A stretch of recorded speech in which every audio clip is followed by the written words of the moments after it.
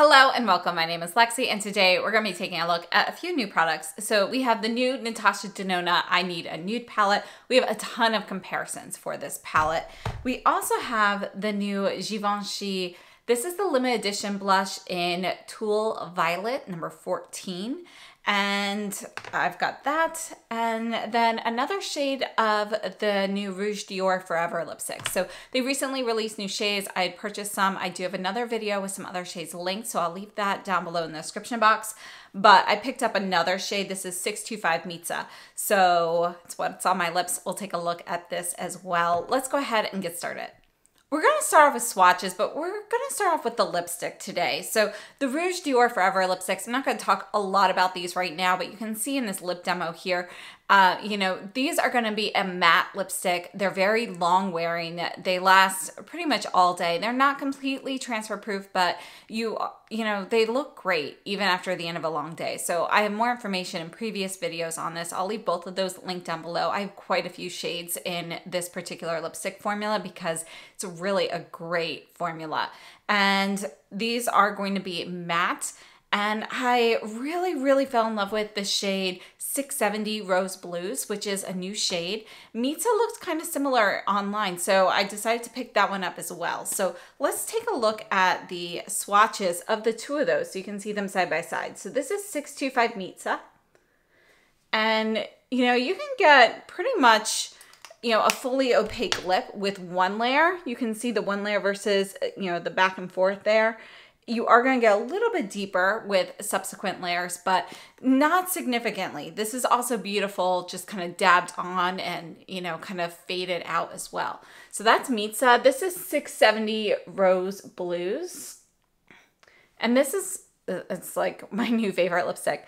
But you can see that they are going to be fairly similar, but if Rose Blues is too cool for you, Mitzah is a little bit warmer. It's more neutral. So I wouldn't say it's overly warm, but it's neutral with a little bit of warmth to it. And Rose Blues is definitely going to be cool. So really gorgeous. I'm really happy that they included these in the new Rouge Dior Forever color range. Their original color range was really great for more browns and nudes and reds and, really kind of autumnal colors. So this new batch of shades that they've added has really kind of, livened things up a little bit. And these are going to be my two new favorite shades in this range. So these would be my top two in the entire range. So again, we have 625 Mitzah and 670 Rose Blues. So I have a very detailed video on the actual formula with wear tests and everything linked down below, as well as an updated video with the newer shades that were released that I picked up. So I'll leave both of those down below. Check them out if you're interested in this formula. Let's take a look at the Givenchy blush. This is limited edition, and I am so glad Givenchy finally decided to bring the loose powder blushes to the United States. Previously, I was purchasing them from Feel Unique. They are now Sephora UK, but I love the formula. If you have a hard time, putting blush on, particularly if you are lighter skin and you really need to, sometimes you go in a little heavy, you need to kind of buff that out. Blending them with powder really helps. I think this formula gives you a soft blurred effect on the skin in general, and it's just really beautiful. So this is their new limited edition shade. I have not seen this for purchase anywhere except Fude Japan, which is where I purchased mine.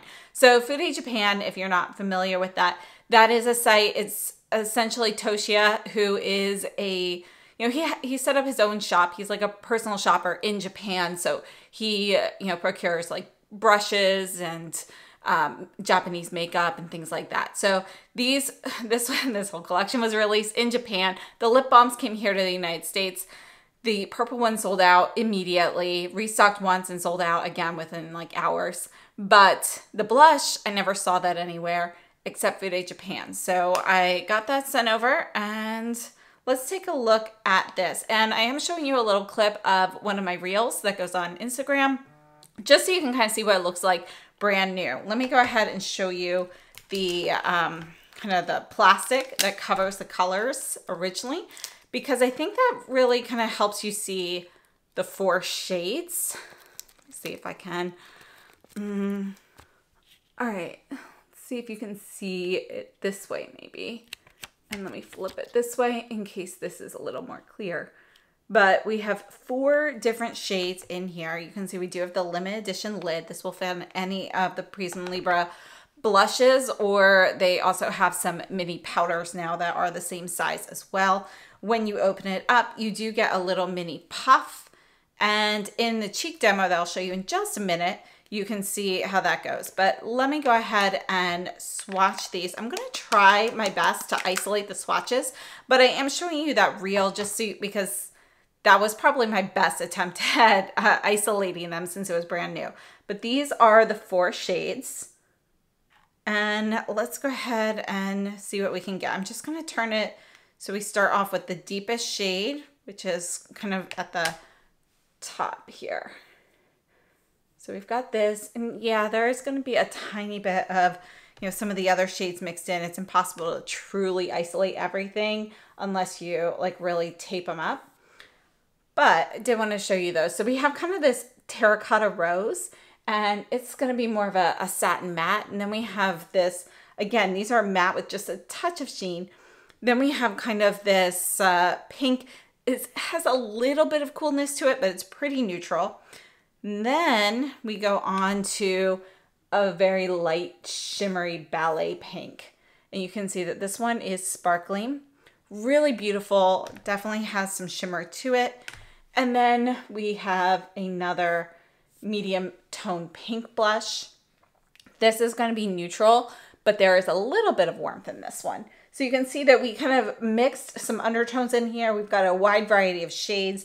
One of the things I wish that Givenchy would do with these is create like a dial so you can kind of really customize how much product is coming out, but they haven't done that. So I typically will wear these all mixed together because it's just easier. But let's go ahead and swatch it that way. I'm just mixing them here in the lid. And this is my preferred method, is just to mix everything in the lid. I prefer using a brush over using the puff, but I will show you the demo with the puff and a brush. So this is it with all shades mixed. You get just a little bit of a shimmer to it. And let's take a look at that demo. The blush is shade 14 Tulle Violet. We have 4 shades, 4 quadrants in here of 1.5 grams each.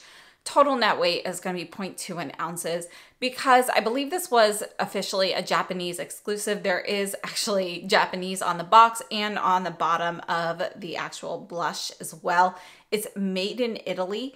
And, you know, it is just a really beautiful blush. I have to say, with kind of the purple theme of this collection, you know, this is the one with the purple lip balm and so forth. I was expecting a little bit more purple in here. This is definitely a pink blush. So I would not call it purple at all. There's really no tones of violet or lavender in here, no lilac. It's really, truly just more of a neutral pink, and you've got some warmer tones and some cooler tones in there. So I think it's really beautiful, but I was hoping to see a little lavender. Let's take a look at a couple other of the Givenchy blushes to see how this one compares.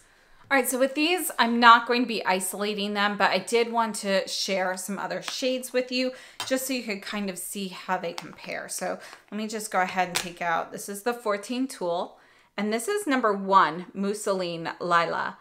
And this is permanent. So you can see that Mousseline Lila, this, by the way, is one of my favorite blushes. I wear this one actually quite a bit, and you can see it's going to be significantly cooler in tone. But again, we have a very similar finish. So that's number 1. Now again, Violet Tulle, and this is number 2, Taffeta Rose, or Taffeta Rosé. And this is what it actually made me think of. So when I saw 14, you know, kind of in person and started playing with that, this is the shade that it made me think of. So I'm actually going to put this one right here because I think it's going to be, you know, a little bit closer. But you can see here that it is going to be brighter pink. It's a little bit cooler in tone. It doesn't have, you know, as much of that nude vibe to it from that terracotta touch in the 14. But it's definitely closer than number 1. And then this one's going to be deeper. Again, this one here is Tulle Violet. And then this is 5 Popeline Violin. and it's definitely a bit deeper, but I did want to kind of compare that because I think it is a nice deeper alternative if you're looking for something a little bit darker. And this one has a little bit more red.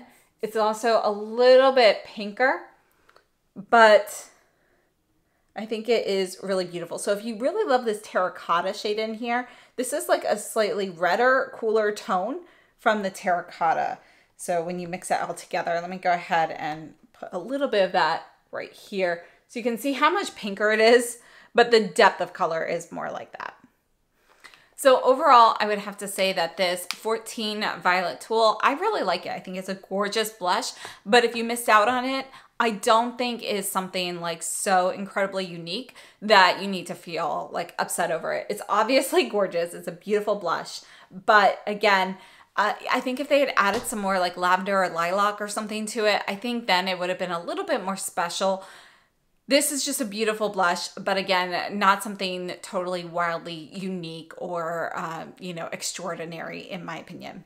However, that being said, if you are interested in it, take a look at Fude Japan. I'm not sure if he still has those available, but whenever, you know, you can't find certain things that are said to be Japanese exclusives, a lot of times he can get them. Unfortunately, that beautiful Dior blush that is exclusive to Isoton is not something that he's going to be able to access. But, you know, a lot of times, particularly with Givenchy products and so forth, he's a really great resource for that.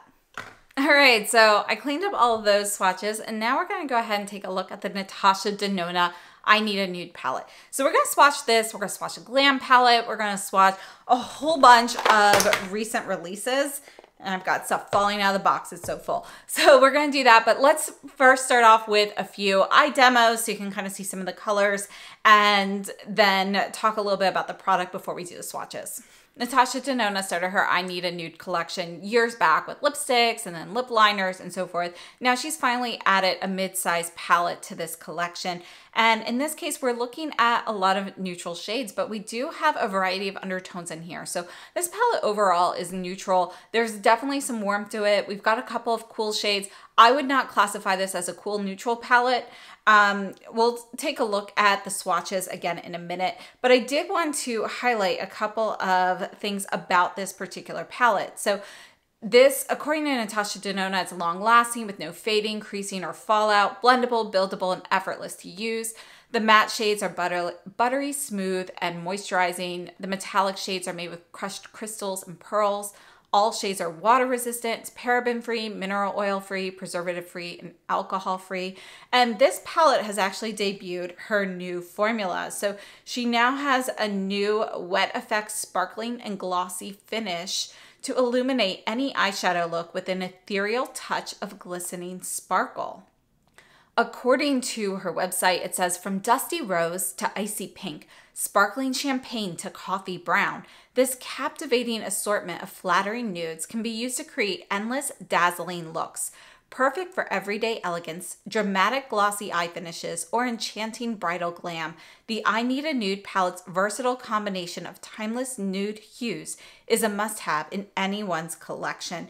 It does have a 2-year shelf life, and it is 16.7 grams. And again, we have 15 different shades in here, and this is made in Italy. Now, like other Natasha Denona palettes, the pans are magnetic and these are removable. So you can rearrange them if you like, but the shades are labeled on the palette, and we do have a mirror in the one portion. So it is going to be plastic packaging, and you know, overall it's a nice palette, really gorgeous. I actually think this is a fantastic palette. You know, I really like this. If you like neutral eyeshadows, this is definitely a great one to have. It's a really nice, you know, kind of base palette to have in your collection, in my opinion. That being said, these are neutral shades. Everybody, pretty much everybody at least, has neutral shades in their collections already. So do you have repeats? Most likely. It is nice to have them all together in one place, and I do think this is a nice companion palette to the Glam palette, which is just a little more metallic and sparkly, more vibrant.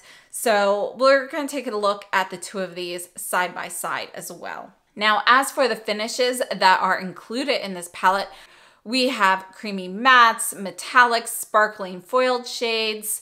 We also have the sparkling wet effect shades and sparkling foiled shades. So we've got quite a few different ones to kind of choose from. And I have to say, I think all of these have performed very well. They're gorgeous on the eye, and I love having the variety of different finishes. Let's start off with, or let's move on to some swatches. So I'm going to swatch this palette on this arm here, but I'm going to, we'll swatch that, and then we're going to swatch the Glam right next to that so we can see those exactly side by side. Then we'll move on to some other comparisons on my other arm and, kind of compare them to the two palettes. So I'm going to start off at the top of the palette and go down the rows here. So we're starting off with the shade Stone, which is going to be a matte shade. And then we're moving into Whisper. Moving on to Ella. Look at that. So you can see so far, we have kind of this soft, it's a brown, but it has a touch of taupe in it. It's not quite a taupe. There's not quite enough gray in there, but it's kind of leaning that way. And then we have kind of this soft, brownish beige, but it has a little bit more of a golden hue to it. And then we have a deeper shimmering brown here. Next up, we have the shade Vague, which I believe she describes as a rose. I think it's one of those nude roses, but there's a touch of terracotta in there. And then we have the shade Travertine. This is one of my favorites. I really like this, but you can see it looks a little bit cooler in the pan than it does on the swatch. Let me just go over that one more time so you can really see that. But you can see this is actually going to be a neutral leaning warm shimmery brown. Then we have Delilah, which is another favorite. So this is the start of the second row. This is going to be a little bit cooler, but you can see that those two shades are very close. We do have kind of some silver shimmer in there.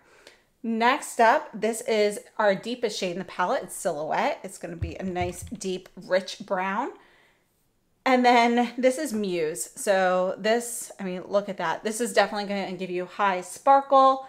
This is kind of more of a champagne shade. There's a touch of peach in there. And then we have a nice light matte in Fair.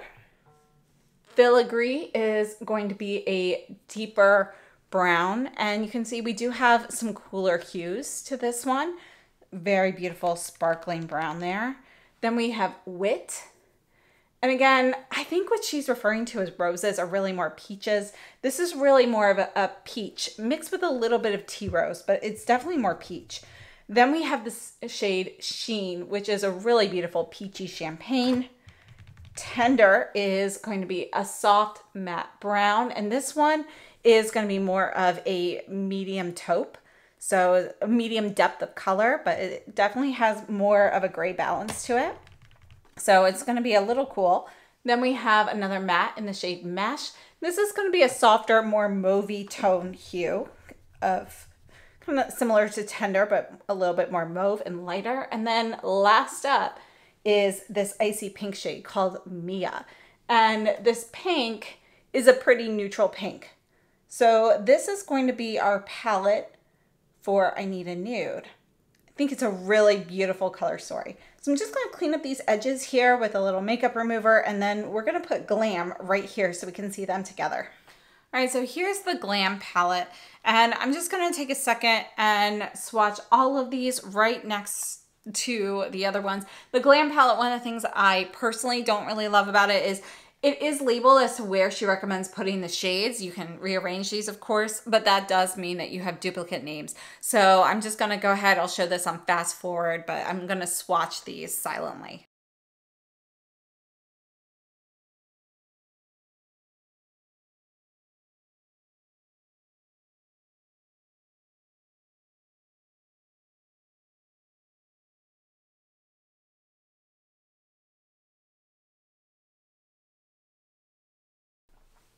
All right, so we have I Need a Nude up here, the Glam palette here, and you can see just straight off the bat that the Glam palette definitely has a bit more bling. It's more metallic.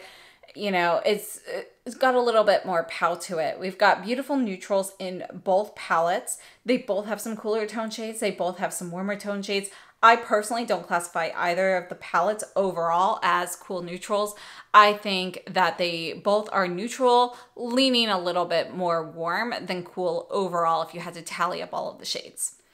So if you're looking at glam, you know, we have like some random cooler tone shades like this brown and the gray. The champagne is fairly cool and so forth. But if you actually were to look at each of the shades individually, most of them are neutral or they lean a little warm. And I would say that is fairly true of I Need a Nude as well, but we have a bit more peachy hues here. Whereas glam, the warmer tones, they tend to have more golden hues. We have more peachy, rosy hues in I Need a Nude. So I think that's really differentiating the nude shades, the neutral shades in here, the browns and so forth. It's more the fact that we have more peach here versus more gold here. And I think that makes a big difference in how the undertones appear. The other big difference between the palettes, in my opinion, is just the number of, you know, metallics and the amount of shine and sheen you get from glam versus the I Need a Nude, which is really kind of a quintessential everyday palette of neutral shades. I would love to see some, you know, I think overall it's a fantastic palette. It's primarily neutral. Again, you know, these shades are we've got some warmer tone shades in there as well as some cooler tone shades, but I'm still looking for one that leans a little bit cooler. I would definitely purchase this palette again, though. I think it is an absolutely beautiful palette and it's a great workhorse palette. So let's go ahead and take a look at some of the new releases, because a lot of the fall releases have been featuring similar shades. So let's go ahead and see how they compare. This one here is Bay from, oh, I was about to do that on the wrong arm. Bay from Chantecaille. So I'm going to put these on my right arm here, and then we will go ahead and compare those to the two palettes. So Bay is a matte shade. And then we also have Palomino, which is another matte from Chantecaille. And you can see that these both have slightly, you know, warmer undertones to them. Bay's has a little bit more red in it, but Palomino definitely has kind of that golden hue to it. Actually makes me think more of some of the lighter shades, more like a matte version of some of the lighter shades in the Glam palette over those in the I Need a Nude. And then we have Pinto, which is one of the luminescent eye shades.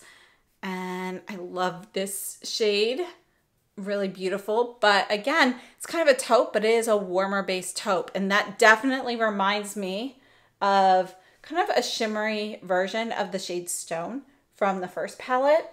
Kind of similar to this down here as well. So I do think that that is, you know, the color is similar. The finish is obviously different in the Chantecaille palette, or single.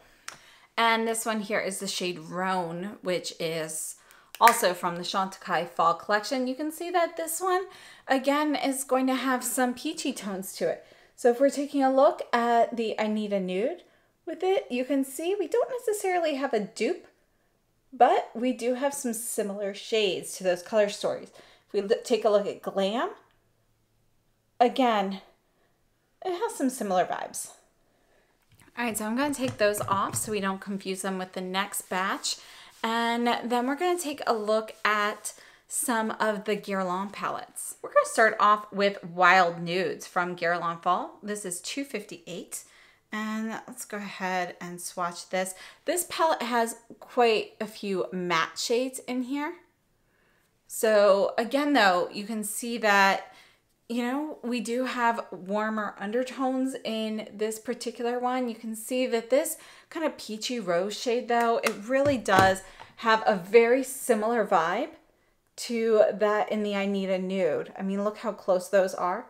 And then we have this like warmer, you know, brown and so forth here, kind of more beige. That's not going to be quite in there, but you can see that this shimmery shade here has a vague leaning towards mixing these two together, similar to that kind of peachy terracotta rose. And then this warmer brown that we start off with is definitely going to be warmer in tone than the deeper shade here in I Need a Nude, but it does kind of match up a bit more with Glam.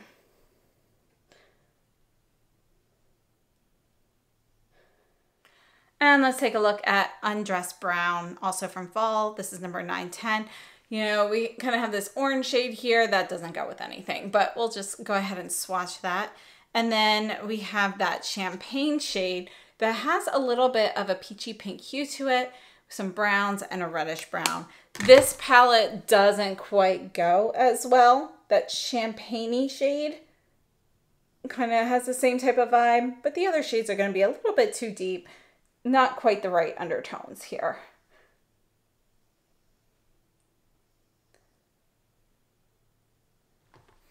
All right, I'm going to remove these and we'll take a look at some Cle de Peau. We're starting off with Cle de Peau number 2 in Beach Pebbles, and really beautiful soft nude palette. These are going to be lighter shades here, and yeah, I think it's a really beautiful palette, but it doesn't necessarily remind me really of the Natasha Denona. Plus the Cle de Peau palettes, you know, if you are familiar with them, they really have more of a soft shimmer to them. They're not going to be as high sheen as any of the Natasha Denonas. So just something to note there. We also have this one here, which is number 4, Ocean Sunrise. So let's take a look at that. And I'm gonna go ahead and skip that primer shade this time. But you can see this has a bit more olive. We do have a brown in there and then a deeper brown. But again, our vibe is not really the same with the I Need a Nude. So I feel like those are fairly different. That deep brown, you know, it's kind of reminiscent of the shade Silhouette in the I Need a Nude, but that actually is going to be a little bit cooler. And then this one here, this is my favorite. It's number 1, Sand Dune. So let's take a look at that. These are going to be more your soft taupey shades. Very, very beautiful. I'm going to skip that primer shade, which is kind of just a shimmery ivory pink. But here you can see Sand Dune. And yeah, you've got some shades. You know, these down here are really reminiscent of Sand Dune, those last 3. You can see that there's definitely similarities there. So if you've been considering Sand Dune, you know, the Natasha Denona might be a good alternative if, you know, let's face it, the Cle de Peau has a very high price point. So it might be worth trying the Natasha Denona first and see what you think of those 3 shades.